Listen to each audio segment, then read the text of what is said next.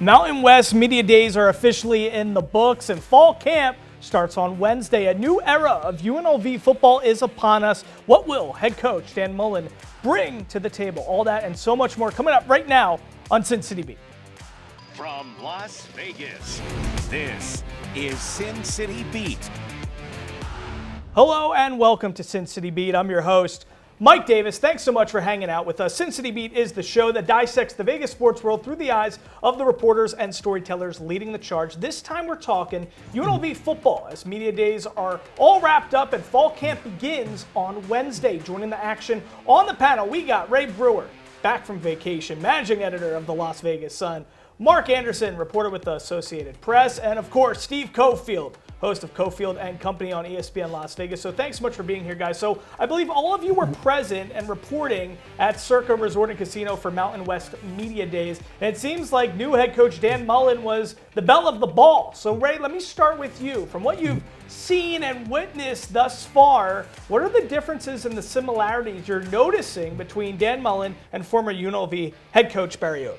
Well, the similarities are pretty obvious. I think they're both very personable guys. I think they're also both very guarded in terms of giving you a glimpse of how. Was Odom that personable compared to Mullen? I think every coach sitting there at media days is what you asked. You didn't ask in general, right? Right? I think are pretty personable. These guys are masters of winning the press conference. They know how to talk. There's zero pressure. Practice hasn't started. Now, after a game, I'm guessing Mullen will be more personable than Odom was. Okay. Steve, you don't... Well, I think Mullen has a bigger personality than Odom. I think he's more comfortable talking to the media. I think a lot of the TV experience helps him on that front. They're closely guarded, but I also think you have to get to know a coach before they start opening up, and sometimes they're not going to give you a whole lot, in the preseason on position battles, and just doesn't happen. So demeanor-wise, what are you thinking, Mark? Do you like his demeanor? Does he have what it takes to put this program on the map? Yeah, I think he's the perfect fit for the city in a lot of ways. I mean, he's like Steve said, he comes from the TV world immediately, so he knows how to express himself, and he's been great with the media so far, and I think he's been great with the public. And he knew one of his jobs right away was to sell him in the program, and then he's doing that. Okay, now I heard somebody chuckle when I was saying belle of the ball, and I know, Ray, that's something you use in your vernacular constantly. So let me start with you on this. Is there a difference in just juice when it comes to UNLV football this season, having Dan Mullen there, the momentum we're carrying from Barry Odom and all he did, and now he's at Purdue, but is there a little bit more juice this Mountain West Media Days? Did you notice that? So UNLV has as much momentum going for it as it's ever had in football, right? You're coming back off of back-to-back bowl bursts, first time that's ever happened in program history. You won 10 games last year. You were ranked for the first time last year. Yeah. You had a player drafted for the first time in eons. You had an all-league defensive player of the year, special teams player of the year. You play in the Raiders Stadium that's $2 billion. You've got the best practice facility. You're in the greatest city of the league. Everything I've said for years about what this program could be has come to fruition. I was so sick of UNLV playing second fiddle to like Colorado State and Air Force and getting blown out by San Jose. And finally, this is what we thought the program could be. This is the greatest era of UNLV football. Steve? Well, one, on the arrogance and the disrespect of UNLV, the Boise crew still has it. So I noticed that the Boise State media, they still very much so. Well, at least UNLV's on their radar, though. Right, Okay, very much so. That's good. Yes. I'm actually going to answer your question about the bell of the ball thing. He was, because Dan Mullen is schooled in speaking to the media. He likes to speak. I'm not saying Odom didn't, but media people like to talk to guys who are open and who make you feel like they want to be there and they want to be in the conversation. And there aren't many coaches. Once coaches get to a year 4 or 5 and beyond, they're not really that fired up to sit there and talk to out-of-town media. But he wanted to talk to everyone. He had an open media session. It was scheduled for 90 minutes. He did every bit of the 90 minutes. And no other coach did that. And what do you think, just last thing, Steve, on this? I mean, just coming from the SEC and having that experience coming from a conference like that with Florida and Mississippi State, does that add anything into just his reverence? I think people recognize that this is one of the most high-profile guys who's come to the Mountain West Conference. Even if the Florida thing didn't go that well, he certainly recruited to the level of Florida. Winning at Mississippi State is amazing in the SEC, and he's got a background that goes back to Urban Meyer, all the way back to Utah, all these quarterbacks that he's worked with. So yeah, there's a big sizzle there. Okay, all right, guys. Well, now what if I told you Dan Mullen was actually ranked as a top 10 coach in all of college football? That's what an ESPN poll seems to suggest. After the break, we're revealing Coach Mullen's ranking on that ESPN poll. You're watching Sin City Beat. Okay, so check this out. ESPN recently revealed a poll ranking the best active FBS head coaches. Now, UNLV's Dan Mullen came in at number 6. The rankings were based on a method of performance and overperforming expectations. So, Mark Anderson, I know you're a Florida Gator at heart. Yes. We've seen Mullen as a head coach at both Florida, Mississippi State, an OC at Florida. So, do you agree with the 6th overall ranking in terms of that poll with ESPN and just thinking he's a top 10 coach in all of college football? I don't know. I mean, I think people look back at the end of Florida and realize Florida probably made a mistake in letting him go, especially considering the struggle since, although the Gators seem to be on the way back now. He's really good. I mean, I think his best coaching job is Mississippi State. To win there was unbelievable. My question to him at Florida was, I just didn't think he was disciplined enough, and I think that's what did him ultimately. He didn't have a great reign in the program. He could maybe do that at UNLV, but maybe that's just his nature, is just, kind of be a player's coach. But I think he's a really good coach. 6, I don't know, that seems a little high to me, but, we'll see at the end of the year. But I don't know. When I heard 6, I thought that's a little up there. But if you told me around 10, 12, I could buy 6 that. a little high. Yeah. Steve, you share the sentiments. What do you think? That's a little high. And those are my biggest questions coming into this season. I think they're going to have the personnel. I want to see them coach as a staff. I think if we're going to go back to talk about Barry Odom's a really good coach, and they won a lot of close games, and they made a lot of second half adjustments that won games. And Brennan Marion is a really good OC, like really good, and a great recruiter. You got Corey Dennis, who's this is his first big opportunity as an OC. I think Paul Gunther should have the goods. But let's see what defense he's going to run. Right. Some people don't like him in the NFL. Not personality-wise, he's a great guy, but there's no guarantee that they're great on defense. So this is all going to be played out here to see if they can replace a staff that was really, really good. Yeah, and the Gunther thing's interesting because weren't they college roommates or something like that? Gunther. All the way back to Ursinus, Yeah, Ursinus. That was actually my first. That was my first collegiate offer for tennis, Ursinus. So not a big deal, Some of the things we talk about here on 4 dudes with glasses on a sofa. That's a big deal. May I ask a quick question? High-level athlete. Yes. Is anybody? So you brought up a great point that Barry Odom's X's and O's willed UNLV to some wins last year. Is anybody worried that Dan Mullen, the 6th best coach in the nation, hasn't actually coached in a game in so many years? 4 years. Is that a concern to you? Absolutely. I mean, it just remember when Gruden got back on the sidelines. He'd won a Super Bowl with Tampa Bay. He was all high regard. He came back. He coached the Raiders. Everybody was worried because he hadn't coached in a game in so long. And the game changes and changes and changes. And it's one thing watching from the press box like we do. It's another thing to be down there on the field. And that concerns me when you get into a tight game with a coach that is equal to you. I think Barry Odom did a great job, and I've said this before right here on Sin City Beat, beating a bunch of teams that had coaches that just weren't up to his level. Right. So is this a step down? I don't think it's a step down, but I think there's questions there, and especially at the coordinator positions, and then who runs the offense, because sometimes it's very tricky when you have Wunderkind in in this role of Corey Dennis. Do you kind of go hands off? Are you running the offense as well? Is that a good or a bad thing? And then with Gunther, I didn't mention Mike Shear. Mike Shear developed into a really good defensive coordinator, and now he went with Odom to Purdue. So there are questions about the level of the staff. The resumes were there, but it doesn't guarantee that they're going to hit the ground and be awesome right out of the gates. Okay, so Steve talking staff, Ray talking that time off from coaching. Mark, tell us a little bit for people at home. We got a minute left here. I think the QB guru concept of this guy, Right. the players he's worked with in the past that have succeeded in college and at the next level. Give us a background for people at home who might not be familiar. No, they are absolutely right, and that to me kind of really gives me hope that he's going to get the job done here. And I think it's going to be his offense. I think it almost doesn't even matter who the offensive coordinator is with him. He's going to run the offense. And we're talking, so just for context, Mississippi State, he coached Dak Prescott. He was the OC for Tebow at Florida. Worked with Kyle Trask as well as a QB coach. Kyle Trask is not. I mean, he got Trask a chance in the NFL. Right. I mean, he's not an NFL quarterback. Got him a Super Bowl ring. But he got him a Super Bowl ring as a backup to Brady. And of course, he worked at Utah with Alex Smith, former #1 overall pick. And he was really the offensive. He wasn't the offensive coordinator in title at Utah. That was Mike Sanford, former UNLV coach. But he was the actual offensive coordinator. He was the quarterback's coach. He was the one Urban Meyer trusted most with Alex Smith and with that offense.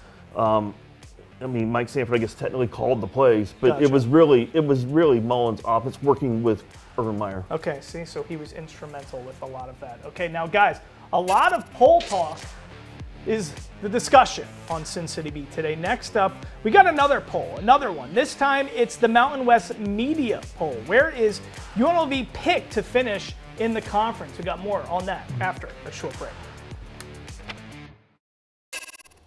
All right, welcome back to Sin City Beat. I got my Ed Bernstein mug here. I'm just sitting here listening to Mark Anderson and Ray Brewer argue about the niceness of Boise and Idaho and debating cities, but we're here to debate sports, guys. And for the second consecutive season, Rebel football is picked to finish second in the Mountain West Media Poll. UNLV received 4 first-place votes, finishing behind Boise State and just ahead of San Jose State. So, Steve Cofield, I want to ask you, is this accurate or disrespectful? I know all 3 of you media members but did not vote in the media poll. Tell us what you think about this. Yeah, I thought it was absurd. Not that Boise was picked first, but they got 35 of 39 first-place votes, and UNLV got 4. And then on the all-conference teams, all Mountain West Conference teams, UNLV had 2 players. It was 1 team. 2 players, Boise had 10. So a lot of the voting, I think, is done on reputation, and a lot of the voters saw a lot of the Boise State players returning, and they're like, oh, okay, let's put them on the first team. And they don't know the UNLV players because UNLV is going to have 55 new guys. The pedigree's there. I got to watch a lot of these guys in spring. I named about 5 who I think can be all Mountain West Conference players. So the talent's there. And yet, UNLV getting the second place vote, there's also risk there because of all the new players. But isn't it crazy? I mean, no Ashton Genty, perhaps the biggest. He's not coming back. He's a Raider. I don't think anyone's broken that down at length. Like the numbers he put up is not because of the offensive line. He's individually awesome. He had 2,500 plus yards. He almost beat Barry Sanders' record. Right. What does that do for the rest of the offense? All the attention you have to pay to him allows the tight ends, which you often see, tight ends jailbreak. They're wide open. Wide receivers wide open. I also question Maddox Madsen. He's one of the only known names that's coming back at quarterback, and he was the all Mountain West Conference first team. So I think Boise is going to be really good, but I also think they could lose 1 or 2 games in conference. And a lot of things worked out last year for them to make the college football playoff. Keep in mind, they played Notre Dame. They played Oregon last year. They had a really good showing, so that wasn't a mark against them. What if they get slaughtered by Notre Dame? Then they're behind the 8 ball right away, and then they have to be perfect in the Mountain West Conference. And that's why I think the CFP bid is way open this year amongst a bunch of conferences. And if they get slaughtered, that's awful for our league, right? I mean, I wouldn't put – it depends on how they do. What if they lose 3 games in conference and UNLV and San Jose State are better? Yeah. We'll see. That's a good point. So, I mean, Ray, tell us what you thought about it. And do you think whoever wins the Mountain West is a shoo-in for the playoff? I don't know about that. It depends on, obviously, how the teams in the other leagues play. I do think that, having UNLV ranked last year and having Boise ranked last year, it was perfect because it fed into the argument of having the playoff, right? To give teams from the lower tier leagues an opportunity to play, and you've got these 2 teams battling out in the league championship game that were both ranked. Right. So they were worthy of the spot and deserving of the spot instead of just gifted the spot because we want to make sure we have a 12th team that's representative of all of college football. Right. Yeah, it's interesting. And Mark, I mean, you could take this time to talk about the tourism of Boise if you would like to, but instead tell us what you think about this media poll. Yeah, I'm not going to break down after 1 and 2. I think 1 and 2 is right. I agree with Steve. You agree? You think Boise State should be first? Yeah, and I would have voted Boise State first. They're But why? Why? There's so much unknowns about UNLV. We don't really know UNLV. UNLV but I think I fifth feel or like sixth we're probably giving now. Boise a trophy just because it says Boise on the front of their jackets. Like you said, they bring back most of their players from a two-time conference championship team. Granted, they lost Genty, but it's still. It's I don't like know. the Bulls after losing Jordan. Let's also admit the gap between Boise and UNLV has been kind of been big. narrowed. I mean, it's gotten smaller, No, it has. but it's still relatively until big. UNLV beats them. And I thought Boise beat up UNLV in the trenches last year. Right. Especially as the game won. That, of course, could have been because of Genty, but they. I mean, they were the physically- championship game up there was tough. The weather was ridiculous, and the crowd, it was such a big factor.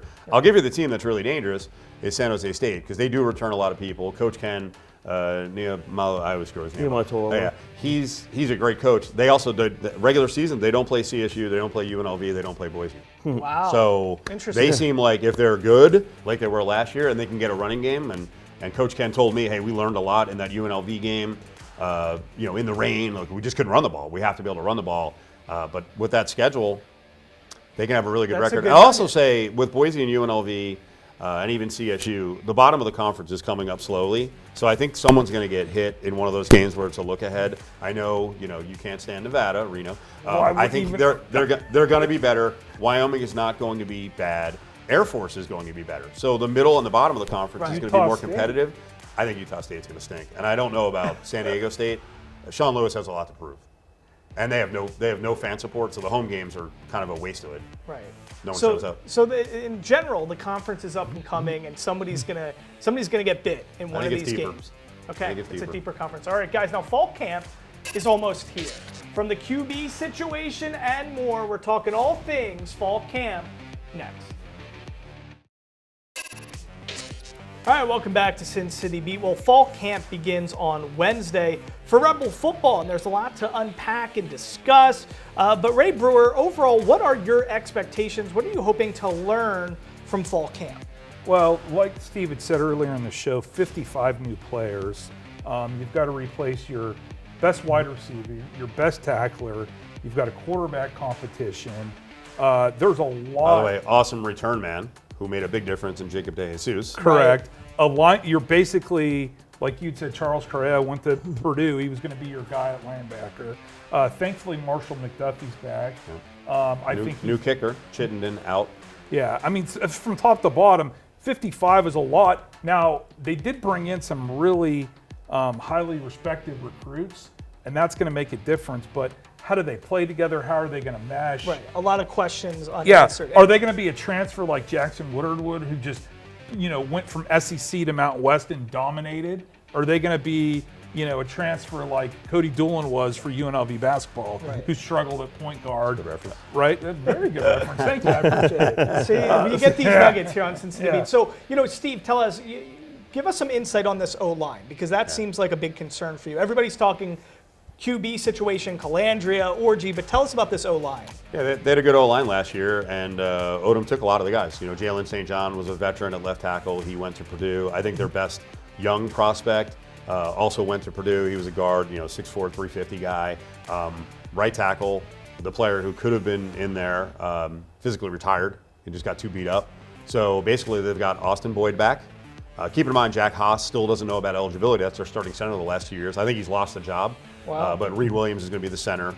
Really good player at UT Chattanooga. They have a great collection of guards in terms of candidates, but I think the tackle positions are where they're going to have to kind of figure things out.